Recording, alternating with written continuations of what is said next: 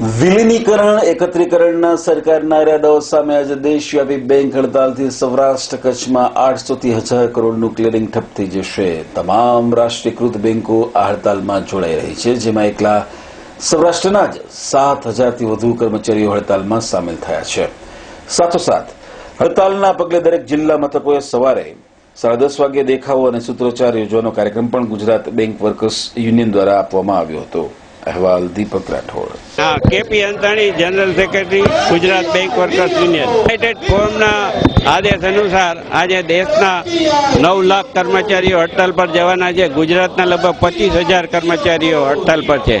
અમારી ખાસ માગણી એ છે કે 13 લાખ રૂપિયાની જે 13 લાખ કરોડ રૂપિયાની જે એનપીએ છે, બિન ઉત્પાદક અકસ્માત જે લેન્ડરોએ આપતા નથી, એનું તાત્કાલિક વસૂલી કરવી અને બીજું બેંક સરકાર છે એ બેંકોના મર્જરનો વિચાર કરી છે અને ધીમે ધીમે એ ખાનગીકરણ તરફ જઈ રહી છે।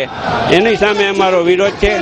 અમે માગીએ છીએ કે જે એનપીએ છે એની તાત્કાલિક વસૂલ થવી જોઈએ, રિક્રુટમેન્ટ થવું જોઈએ અને જે એસોસિએટ બેંકને સ્ટેટ બેંકમાં ભેળવી દેવામાં આવે છે એનો પણ અમે વિરોધ કરીએ છીએ।